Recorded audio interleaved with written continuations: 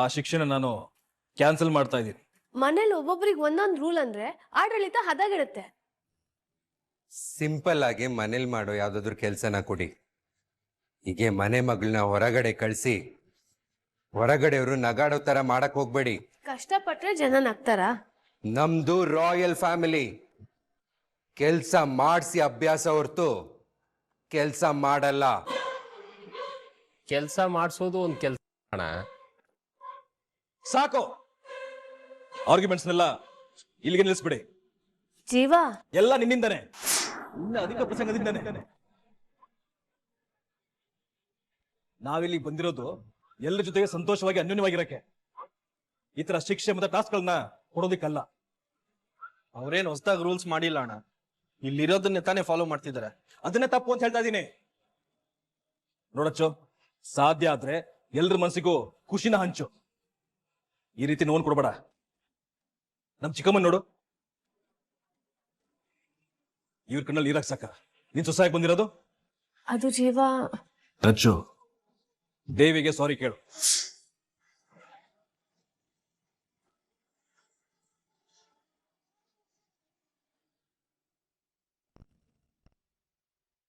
ನಿಧಿ, ಇದ್ಯಾಕೆ study room ಬಿಟ್ಬಿಟ್ಟು ಇಲ್ಲಿ ಬರ್ಕೋತಿದ್ಯಾ? ಸರಿ ಆಯ್ತು, ತಗೋ ಊಟ ಮಾಡು. ನನಗ್ ಬೇಡ. ಯಾಕೆ? ಹಸ್ವಿಲ್ಲ.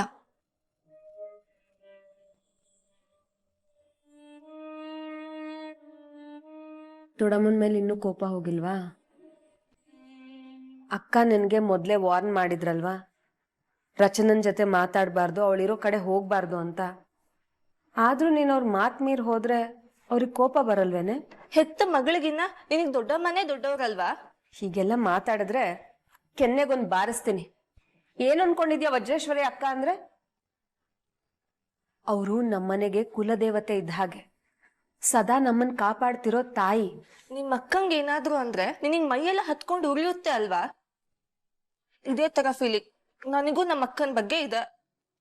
ನಿನಗೆ ನಿಮ್ಮ ಅಕ್ಕ ದೇವ್ರು ಅಂತ ಆದ್ರೆ, ನನಗೆ ಚೆನ್ನಾಗಿ ಓದ್ಬೇಕು ಅಂತ ಬುದ್ಧಿವಾದ ಹೇಳಿ ಆವ್ರೇಜ್ ಸ್ಟೂಡೆಂಟ್ ಆಗಿದ್ ನನ್ನನ್ನ ಮೆಡಿಕಲ್ ಓದೋ ತರ ಮಾಡಿದ್ ನಮ್ಮ ಅಕ್ಕನೇ ದೇವತೆ ಇದ್ದ ಹಾಗೆ.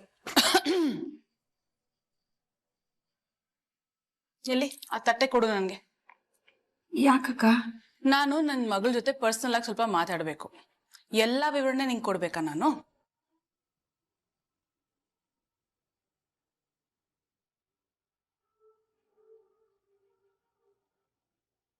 ನಿನ್ ಮಾತಿನಿಂದ ನಂಗೇನು ಬೇಸರ ಇಲ್ಲ ನಿಧಿ. ಇನ್ಫ್ಯಾಕ್ಟ್ ಪರಿಸ್ಥಿತಿಗಳು ಚೆನ್ನಾಗಿದ್ದಿದ್ರೆ ನೀನ್ ಹೇಳಿದ ಮಾತಿಗೆ ನಿನ್ನ ಸೆಲೆಬ್ರೇಟ್ ಮಾಡ್ತಾ ಇದ್ದೆ. ಆದ್ರೆ ನೀನು ಊಟ ಮಾಡು. ನನಗ್ ಬೇಡ ದೊಡ್ಡಮ್ಮ. ನಾನ್ ನಿನ್ಗೆ ಯಾವಾಗಿಂದ ಗೊತ್ತು ಹೇಳೋ? ನಾನ್ ನಿನ್ಗೆ ಯಾವಾಗಿಂದ ಗೊತ್ತು? ಬುದ್ಧಿ ಬಂದಾಗಿಂದ, ಐ ಮೀನ್ 2-3 ವರ್ಷ ವಯಸ್ಸಿದ್ದಾಗಿಂದ. ನೀನು ನನಗೆ ನೀನ್ ಹುಟ್ಟಿದ ದಿನದಿಂದ ಗೊತ್ತು. ನಿನ್ನ ಮೊದಲು ಹಾಸ್ಪಿಟ್ಲಲ್ಲಿ ಎತ್ಕೊಂಡಿದ್ದು ನಿಮ್ಮಪ್ಪ ಅಲ್ಲ, ನಾನು. ಆ ಕ್ಷಣದಿಂದ ಈ ಕ್ಷಣದವರೆಗೂ ನನಗೆ ರಚನಾ ಹೇಗೋ ನೀನು ಹಾಗೆ. ನೋಡು, ನಿನ್ನನ್ನ ಮುದ್ದು ಮಾಡೋ ಸ್ವಾತಂತ್ರ್ಯನೂ ಇದೆ, ದಂಡಿಸೋ ಅಧಿಕಾರನೂ ಇದೆ. ಹಾಗಂತ ನಾನ್ ಭಾವಿಸ್ತೀನಿ. ನೀನೇನ್ ಅನ್ಕೋತ್ಯಾ? ನಿಮಗ್ ನನ್ ಮೇಲೆ ಎಲ್ಲಾ ರೈಟ್ಸು ಇದೆ ದೊಡ್ಡಮ್ಮ. ಮತ್ತ್ಯಾಕೆ ನನ್ ಮೇಲೆ ಬೇಜಾರ್ ಮಾಡ್ಕೊಂಡಿದ್ಯಾ? ನಿನ್ ಥರ ರಚನಾನು ನನ್ ಮಗಳೇ ನಿಧಿ. ನಾನ್ ಅವಳ ಮೇಲೆ ಕೋಪ ಮಾಡ್ಕೊಂಡಿದೀನಿ ಅಂದ್ರೆ ಅದು ಅವಳು ಕೆಟ್ಟದಕ್ಕೆ ಅಂತ ನೀನ್ ಅನ್ಕೊಂಡಿದೀಯಾ? ಮತ್ತೆ ನೀನ್ ಯಾಕೆ ಅದನ್ನ ಅರ್ಥ ಮಾಡ್ಕೊಳ್ದೆ ಹಠ ಸಾಧಿಸ್ತಾ ಇದೀಯಾ? ಕೆಲವೊಂದನ್ನ ನಾನ್ ನಿನ್ಗೆ ವಿವರಿಸಕ್ಕೆ ಆಗಲ್ಲ, ಅದಕ್ಕೆ ರಿಕ್ವೆಸ್ಟ್ ಮಾಡ್ಕೋತಾ ಇದ್ದೀನಿ. ಸ್ವಲ್ಪ ದಿನದ ಮಟ್ಟಿಗೆ ನೀನು ರಚನಾನ ಅವಾಯ್ಡ್ ಮಾಡು. ನಿನ್ ಒಳ್ಳೇದಕ್ಕೆ ಹೇಳ್ತಾ ಇದ್ದೀನಿ ನಾನು. ನಿನ್ ಮೇಲೆ ಕೈ ಮಾಡಬಾರ್ದಿತ್ತು. ಐ ಆಮ್ ಸಾರಿ ನಿಧಿ. ದೊಡ್ಡಮ್ಮ, ಕೋಪ ಹೋಯ್ತಾ? ಊಟ ಮಾಡ್ತೀಯಾ?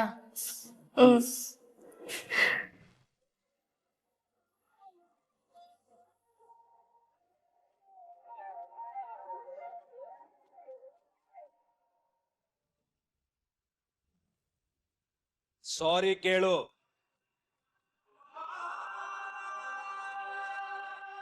ರಚ್ಚು, ನಿನಗೆ ಹೇಳಿದ್ದು.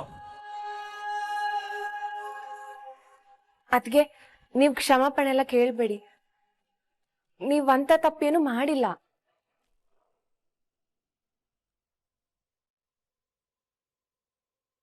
ಸಾರಿ ದೇವಿ.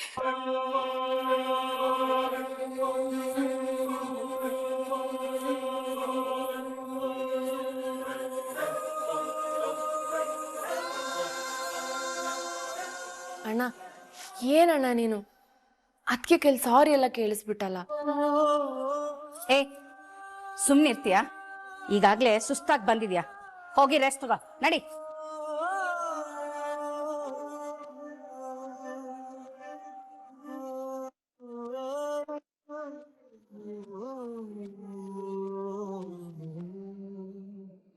ಜೀವನದಲ್ಲಿ ಇಷ್ಟೆಲ್ಲ ನೋಡಿದ ಮೇಲೂ, ಬಿದ್ದು ಎದ್ದ ಮೇಲೂ ನಿನ್ನ ಕೋಪನ ಇನ್ನೂ ಕಂಟ್ರೋಲ್ ಮಾಡೋಕ್ಕಾಗ್ತಿಲ್ಲ ಅಲ್ಲ ನಿಂಗೆ? ಈ ಕುಡಿತದ ಥರ ಕೋಪನು ಒಂಥರ ನಶೆನೇ. ತಲೆಗೆ ಹತ್ತಿದ್ರೆ ಮನುಷ್ಯ ತನ್ನ ವಿವೇಕನ ಮರಿತಾನೆ, ವಿವೇಚನೆನ ಕಳ್ಕೊತಾನೆ. ಚಿಕ್ಕಪ್ಪ, ಇವಾಗ ನಾನೇನ್ ತಪ್ಪು ಮಾಡಿದೆ ಅಂತ ನೀವೀಗ ಬೈತಾ ಇದ್ದೀರಾ? ನಾನಾಗಿದ್ದಕ್ಕೆ ಬೈತಾ ಇದ್ದೀನಿ. ಇದೇ ಜಾಗದಲ್ಲಿ ನಿನ್ನಪ್ಪ ಏನಾದ್ರು ಇದ್ದಿದ್ರೆ ತೆಗೆದು ಕೆನ್ನೆಗೆರಡು ಬಾರಿಸಿ ಬಿಡೋರು. ಯಾರಿಗೂ ಗೊತ್ತಾಗ್ದಿದ್ದಾಗೆ ಒಂದು ವಸ್ತುನ ಎತ್ಕೊಳ್ಳೋದು ಮಾತ್ರ ಕಳ್ಳತನ ಅಲ್ಲ, ಕೊಡೋದು ಕಳ್ಳತನನೇ. ದೇವಿ ದೇಣಿಗೆ ಕೊಟ್ಟಿದ್ದು ನಮ್ಮ ಕುಟುಂಬಕ್ಕೆ ಒಳ್ಳೇದಾಗ್ಲಿ ಅಂತ. ನಮ್ಗೆ ಯಾರಿಗಾದ್ರೂ ಹೇಳಿದ್ದಿದ್ರೆ ಕುಟುಂಬಕ್ಕೆ ಒಳ್ಳೇದಾಗೋದು ಬೇಡ, ಹಾಗಾಗಿ ಕೊಡೋದು ಬೇಡ ಅಂತ ಹೇಳ್ತಿದ್ವಾ? ಸರಿ, ಕೊಟ್ಲು. ಅದಾದ್ಮೇಲೆ ಹೀಗೀಗೆ ಅಂತ ಬಂದು ಏನಾದ್ರೂ ಹೇಳಿದ್ಲ? ಅಲ್ಲಿಗೆ ಇದನ್ನ ಇವರಿಗೆ ಯಾಕೆ ಹೇಳಬೇಕು ಅಂತ ಹೇಳೋ ಉಡಾಪೆನಾ? ಇವ್ರಿಗೆ ಹೇಳಿದ್ರೆಷ್ಟು ಬಿಟ್ರೆಷ್ಟು ಅಂತ ಹೇಳೋ ಅಹಮ. ಇದೇನು ತವ್ರ ಮನೆ, ಅವಳಿಗೆ ಏನೇ ಮಾಡಿದ್ರು ನಮ್ಮ ಮಗು ಅಂತ ನಾವು ಹೊಟ್ಟೆಗೆ ಹಾಕೊಂಡು ಸುಮ್ಮನೆ ಹಾಕ್ತೀವಿ. ಅದೇ ಅವಳು ನಾಳೆ ಮದುವೆಯಾಗಿ ಸೊಸೆಯಾಗಿ ಇನ್ನೊಂದು ಮನೆಗೆ ಹೋದ್ಮೇಲೆ ಅಲ್ಲೂ ಹೀಗೆ ಮಾಡಿದ್ರೆ ಏನಂತ ಉತ್ತರ ಕೊಡ್ತೀಯ? ರೀ, ನನ್ನ ತಂಗಿ ಇರೋದೇ ಹಾಗೆ, ಬೇಕಾದ್ರೆ ಇಸ್ಕೊಳ್ಳಿ, ಇಲ್ಲ ಅಂದ್ರೆ ನಮ್ಮ ಮನೆಗೆ ಕಳಿಸಿ ಅಂತ ಹೇಳ್ತೀಯ? ಫಸ್ಟ್ ಆಫ್ ಆಲ್, ಈ ಶಿಕ್ಷೆ ಅಂತ ಯಾಕೆ ಕೊಡ್ತಾರೆ? ಮಾಡಿದ ತಪ್ಪಿಗೆ ಪಶ್ಚಾತ್ತಾಪ ಪಡಲಿ, ಅದನ್ನ ತಿದ್ಕೊಂಡು ಸರಿ ದಾರಿಗೆ ಬರಲಿ ಅಂತ ತಾನೆ. ತಪ್ಪು ಮಾಡಿರೋದು ದೇವಿ ಆದ್ರೆ ಸಾರಿ ಕೇಳಬೇಕಾಗಿರೋದು ರಚನನ. ಸಜೀವ, ಚೆನ್ನಾಗಿದೆ ಕಣೋ ನಿನ್ನ ನ್ಯಾಯ. ಸೂಪರ್ ಸ್ಟಾರ್ ಆಗಿದ್ದೋಳ್ ಕಣೋ ಅವಳು. ಎಲ್ಲವನ್ನು ಬಿಟ್ಟು ನಮ್ಮ ನಡುವೆ ನಮ್ಮ ಜೊತೆ ಒಬ್ಳು ಸಾಮಾನ್ಯಳಾಗಿ ಬದುಕ್ತಾ ಇದ್ದಾಳೆ. ಕೆಟ್ಟು ಕುಲಗೆಟ್ಟಿರುವ ಈ ಮನೆನ ಸರಿಪಡಿಸೋದಕ್ಕೆ ಹರಸಾಹಸ ಪಡ್ತಾ ಇದ್ದಾಳೆ. ಗಂಡನಾಗಿ ನೀನು ಅವಳಿಗೆ ಜೊತೆ ಆಗಿರೋದು ಬಿಟ್ಟು ಅವಳಿಗೆ ಇವ್ರ ಜೊತೆ ಸೇರ್ಕೊಂಡು ನೀನು ಕಾಟ ಕೊಡ್ತೀಯ? ಸರಿಯಲ್ಲ ಇದು. ಜೀವ, ಹೋಗಿ ಅವಳನ್ನ ಕ್ಷಮಾಪಣೆ ಕೇಳೋ.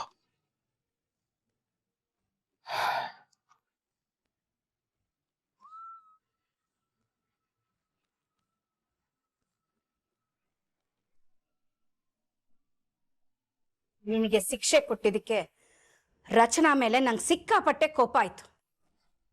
ಆದ್ರೆ ಜೀವ ಅವಳಿಂದ ನಿನ್ನ ಹತ್ರ ಸಾರಿ ಕೇಳಿಸ್ತಾಲ, ಆಗ ನನ್ನ ಮನ್ಸಿಗೆ ಸಮಾಧಾನ ಆಯ್ತು. ದೇವಿ ಗಾರೆ ಕೆಲಸ ಮಾಡೋದು ನೋಡಿ ಆ ಸಂಜೀವ ಎಮೋಷನಲ್ ಆಗಿ ಚಾರ್ಜ್ ಆಗಿದ್ದ. ಆದ್ರೆ ಮನೆಗೆ ಬಂದು ಅವನ ಹೆಂಡತಿಯಿಂದ ಸಾರಿ ಕೇಳಿಸ್ತಾನೆ ಅಂತ ಮಾತ್ರ ನಾನು ಎಕ್ಸ್ಪೆಕ್ಟ್ ಮಾಡಿರ್ಲಿಲ್ಲ. ನಾನ್ ಎಕ್ಸ್ಪೆಕ್ಟ್ ಮಾಡಿದ್ದೆ. ಆ ಸಂಜೀವ ಒಬ್ಬ ಎಮೋಷನಲ್ ಫೂಲ್. ಮುಗಿನ ತುದಿಯಲ್ಲೇ ಯಾವಾಗ್ಲೂ ಕೋಪ ಇರುತ್ತೆ. ಸ್ವಲ್ಪ ಟ್ರಿಗರ್ ಮಾಡಿದ್ರೆ ಸಾಕು, ಅವನ್ ಹೇಗ್ ಆಡ್ತಾನೆ ಅಂತ ಅವನ್ಗೆ ಐಡಿಯಾ ಇರಲ್ಲ. ಫೈನಲಿ ನಾನ್ ಅನ್ಕೊಂಡಾಗೆ ಎಕ್ಸಾಕ್ಟ್ಲಿ ಹಾಗೆ ನಡೀತು. ಆದ್ರೂ ಆ ರಚನಾ ನಿನ್ನ ಕೆಲ್ಸ ಕಳ್ಸಿದ್ದು ಕೆಲವೊಂದ್ಸಲ ನಮ್ಗಾಗೋ ಕೆಡುಕಲು ಒಂದ್ ಒಳ್ಳೇದ್ ನಡೆಯುತ್ತೆ ಅಮ್ಮ. Yes, you are right. Punishment ಕೊಟ್ಟು ಎಲ್ರೂ ಮುಂದೆ ಸಾರಿ ಕೇಳಿಸಿ ಅವಮಾನ ಆಯ್ತು ನೋಡು. ಅಷ್ಟೇನಾ? ಇನ್ನೇನ್ ಒಬ್ಸರ್ವ್ ಮಾಡ್ದೆ ನೀನು? ಹೆಂಡತಿ ಹಿಂದೆ ಗುಲಾಮಂತರ ಸುತ್ತ ಅವನಿಗೂ ಅವಳಿಗೂ ನಡುವೆ ಬೆಂಕಿ ಹತ್ತಿತು ಅಲ್ವಾ? ಮುಂಚೆನೂ ಅವರಿಬ್ರ ಮಧ್ಯೆ ಮನಸ್ತಾಪ ತರಬೇಕು ಅಂತ ತುಂಬಾ ಪ್ರಯತ್ನ ಪಟ್ವಿ, ಆದ್ರೆ ಯಾವುದೂ ಆಗ್ಲಿಲ್ಲ.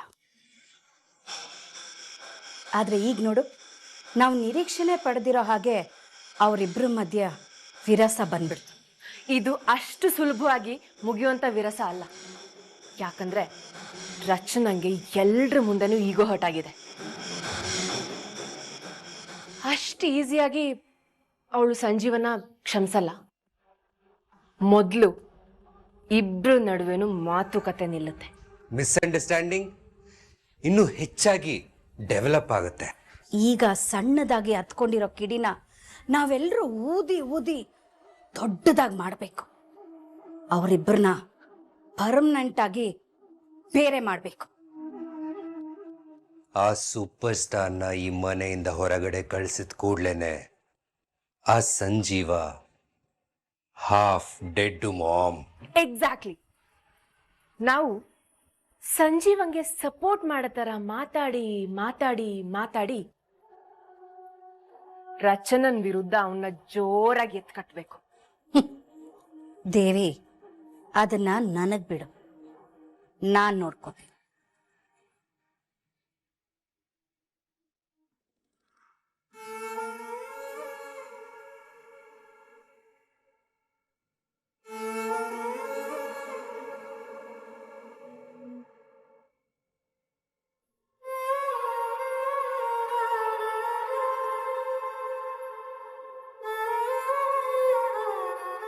ಬೇಬಿ,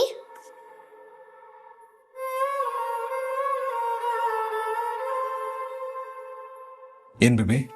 ನಾನು ಸ್ಕೂಲ್ ಹೋಗುವಾಗ ನೀನು ಕೆಲವು ರೂಲ್ಸ್ ಹೇಳ್ತಾ ಇದ್ದಲ್ಲ, ಯಾಕೆ? ನಿನ್ ಸೇಫ್ಟಿಗೆ. ಆ ರೂಲ್ಸ್ ನ ಒಂದ್ಸಲ ಹೇಳು. ಕಂದ, ನಿನಗೆ ಗೊತ್ತಿದೆಯಲ್ಲ. ಇಲ್ಲಿ ಪರವಾಗಿಲ್ಲ, ಹೇಳು. ರೂಲ್ ನಂಬರ್ 1, ಗುರುತು ಪರಿಚಯ ಇಲ್ದವ್ರ ಹತ್ರ ಮಾತಾಡಬಾರ್ದು. ರೂಲ್ ನಂಬರ್ 2, ಯಾರಾದ್ರೂ ಏನೋ ತಿನ್ನಕ್ ಕೊಟ್ರೆ ಬ್ಲೈಂಡ್ ಆಗಿ ತಗೊಂಡು ತಿನ್ಬಾರ್ದು. ಆಮೇಲೆ ನನ್ನ ಗಮನಕ್ಕೆ ಬರದೆ ಎಲ್ಲಿಗೂ ಹೋಗ್ಬಾರ್ದು, ಏನನ್ನು ಮಾಡಬಾರ್ದು. ಈ ರೂಲು ನನಗೆ ಮಾತ್ರ ಅಪ್ಲೈ ಆಗುತ್ತಾ? ದೇವಿ ಆಗಲ್ವಾ? ಹೇಳು ಉತ್ತರನ. ಅವಳು ಕೇಳ್ತಿದ್ದಾಳಲ್ಲ. ನಿನ್ನ ಗಮನಕ್ಕೆ ಬರದೆ ನಿನ್ನ ಮಗಳು ಏನೂ ಮಾಡೋ ಹಾಗಿಲ್ಲ ಅನ್ನೋವಾಗ ದೇವಿ ಯಾರ ಗಮನಕ್ಕೂ ಬರದೆ ಲಕ್ಷಾನ್ಗಟ್ಲೆ ದೇವಸ್ಥಾನಕ್ಕೆ ಡೊನೇಷನ್ ಕೊಡೋದು ನಿನ್ನ ಪ್ರಕಾರ ಮಹಾನ್ ದೊಡ್ಡ ಕೆಲಸ. ನನ್ನ ತಂಗಿ ಕೆಲಸ ಮಾಡಿದ್ದಕ್ಕೆ ಹೊಟ್ಟೆ ಹೊರ್ಕೊಂಡು ಬೊಬ್ಬೆ ಹೊಡಿಯೋ ನಿನಗೆ ಅವಳು ಆ ಕೆಲಸನ ಯಾಕೆ ಮಾಡ್ಬೇಕಾಗಿ ಬಂತು ಅನ್ನೋದು ಮರ್ತೋಗುತ್ತಾ? ಪ್ರೊಡ್ಯೂಸರ್ನ ಉಳಿಸ್ಬೇಕು ಅಂತ ನೀನೇ ರಚನಾನ ಶೂಟಿಂಗ್ ಕರ್ಕೊಂಡು ಹೋದ್ರು ಈ ಮನೆಯವ್ರು ಶಿಕ್ಷೆ ಕೊಡುವಾಗ ನೀನು ಅವಳ ಪರ ಮಾತಾಡಲ್ಲ, ಶಿಕ್ಷೆನ ಒಪ್ಕೊಂಡ್ಬಿಡ್ತೀಯ. ಕೇಳಿದ್ರೆ ಯಾಕೆ ಇಶ್ಯೂನ ದೊಡ್ಡದು ಮಾಡೋದು ಅಂತ ಸಮಜಾಯಿಸಿ ಬೇರೆ. ತಪ್ಪು ಮಾಡದೇ ಇದ್ರು ರಚನಾ ಶಿಕ್ಷೆ ಅನುಭವಿಸೋದು ಓಕೆ ನಿನಗೆ. ಯಾಕೆಂದ್ರೆ ಕುಟುಂಬದ ಮರ್ಯಾದೆ ಹಾಳಾಗ್ಬಾರ್ದಲ್ವಾ? ಅದೇ ನಿನ್ ತಂಗಿ ಅಂತ ಬಂದಾಗ ಅವಳು ತಪ್ಪು ಮಾಡಿದ್ರು ಅಯ್ಯೋ ಅನ್ಸುತ್ತೆ, ಪಾಪ ಅನ್ಸುತ್ತೆ. ಅದರಲ್ಲೂ ಅಣ್ಣನ ಹಾರ್ಟು ಹರ್ಟ್ ಆಗುತ್ತೆ.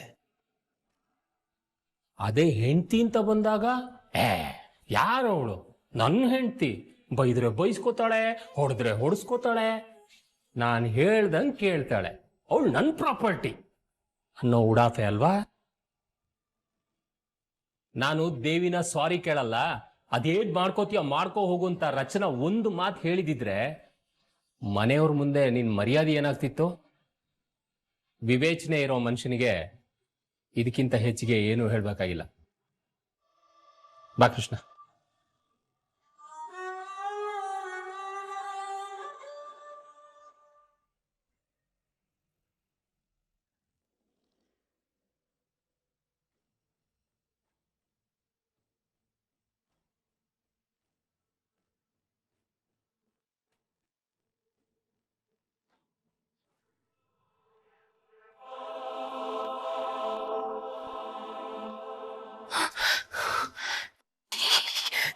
ಯಾರನ್ನೋ ಕಂಡಂಗಾಯ್ತಲ್ಲ, ಆದ್ರೆ ಯಾರು ಇಲ್ಲ. ಯಾಕೆ ಹೀಗಾಗ್ತಿದೆ ನಂಗೆ? ಆ ಬೊಂಬೆ ಭಯಕ್ಕೆ ನಂಗೆ ಇಲ್ಲದ ಭ್ರಮೆಗಳೆಲ್ಲ ಕಾಡ್ತಾ ಇದೆ.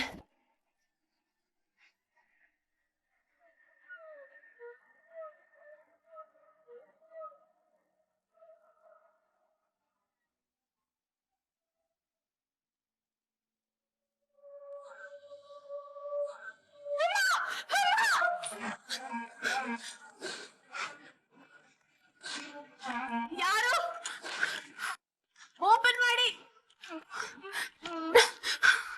ದೇವಿ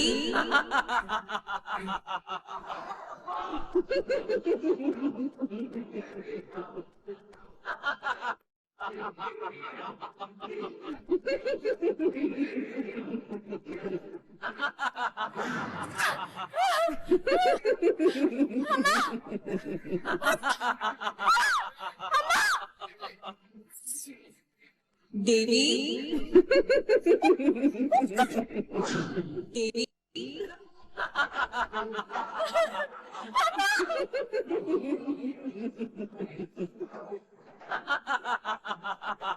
ನನ್ನ ಹಿಂದೆ ಯಾಕೆ ಬಿದ್ದಿದ್ಯಾ ನೀನು? ಹೊರ್ಟೋಗು.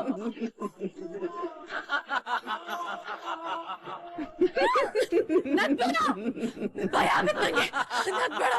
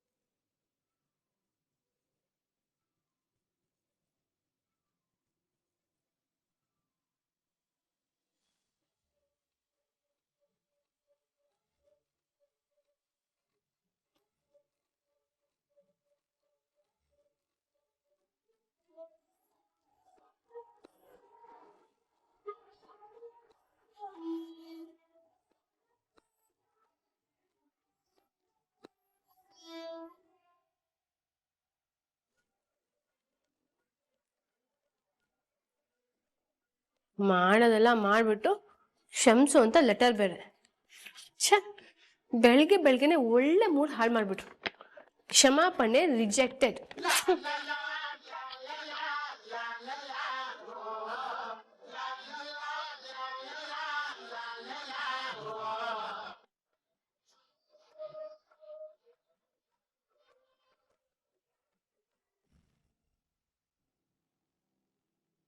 ದೇವಿ ದೇವಿ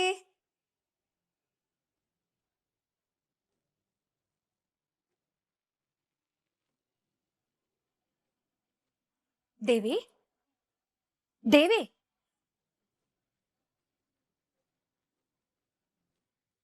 ಅಮ್ಮ ನೀನಾ? ಇನ್ಯಾರೇ ಬರ್ತಾರೆ ನಿನ್ ರೂಮಿಗೆ?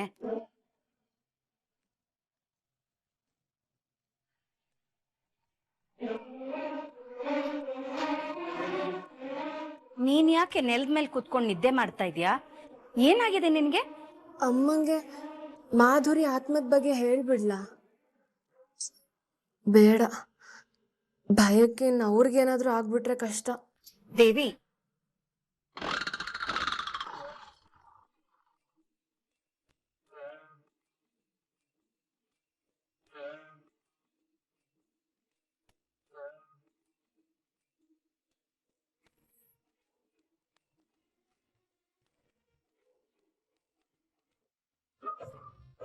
ಏನೋ ನಿನ್ ಕ್ಷಮಾಪಣೆ ಹರಿದು ಒಗದ್ರ ನ್ಯಾಯವಾಗಿ ನೋಡಿದ್ರೆ ನಿನ್ನ ಎತ್ತಿ ಒಗಿಬೇಕಾಗಿತ್ತು. ನನ್ನ ತಂಗಿಗೆ ದೊಡ್ಡ ಮನ್ಸು, ಅದಕ್ಕೆ ಸುಮ್ಮನೆ ಬಿಟ್ಟಿದ್ದಾಳೆ ನಿನ್ನ. ಹೌದು, ಮುಂದೇನು ಕತೆ? ಬಲ ಏನ್ ಮಾಡ್ಬೇಕು ಗೊತ್ತಾಗ್ತಿಲ್ಲ ಕಣ. ನನ್ನ ಹೆಂಡತಿ ಉಗ್ರಾವತಾರ ತಗೊಬಿಟ್ಟಿದ್ದಾಳೆ, ಕರ್ಗೋತ್ರ ಕಾಣಿಸ್ತಾ ಇಲ್ಲ. ತಗೋ, ನೀನು ಇದ್ರಲ್ಲಿ ಫೇಲ್ ಆಗ್ತೀಯಾ ಅಂತಾನೆ ನೀನು ಗುಲಾಬಿ ತಗೊಂಡಿದ್ದು ಅದೇ ಅಂಗಡಿಲಿ ಇಷ್ಟು ಗುಲಾಬಿನ ನಾನು ತಗೊಂಡೆ. ಮರಳಿ ಯತ್ನವ ಮಾಡು.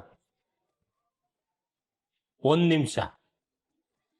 ನಿನ್ನೆ ನಡೆದಿದ್ದ ಘಟನೆಯಿಂದ ರಚನಾ ಮಾತ್ರ ಅಲ್ಲ, ನಾನು ಕೃಷ್ಣನು ಹರ್ಟ್ ಆಗಿದ್ದೀವಿ. ಹಿಡ್ಕೋ ಇದನ್ನ. ನಿನಗೆ ಸಂಜೆವರೆಗೂ ಟೈಮ್ ಇದೆ. ಅಷ್ಟರೊಳಗಡೆ ನೀನು ರಚನಾ ಮನಸ್ಸನ್ನ ಬದಲಾಯಿಸಿ ಅವರು ನಿನ್ನನ್ನು ಕ್ಷಮಿಸೋ ಥರ ಮಾಡಬೇಕು. ಇಲ್ಲ ಅಂದ್ರೆ ನಿನ್ನನ್ನು ನಾನು ಕೃಷ್ಣ ಇಬ್ರು ಕ್ಷಮಿಸಲ್ಲ. ಇನ್ಮೇಲೆ ನಾವಿಬ್ರು ನಿನ್ನ ಜೊತೆ ಮಾತಾಡಲ್ಲ. ಇಲ್ಲ, ಪರಿಸ್ಥಿತಿ ಆ ಲೆವೆಲ್ ಹೋದಕ್ಕೆ ನಾನು ಬಿಡಲ್ಲ. ರಚ್ಚು ಕಾಲಿಗೆ ಬಿದ್ದಾದ್ರೂ ಸರಿ, ಕ್ಷಮೆ ಕೇಳಿ ಒಪ್ಪಿಸ್ತೀನಿ.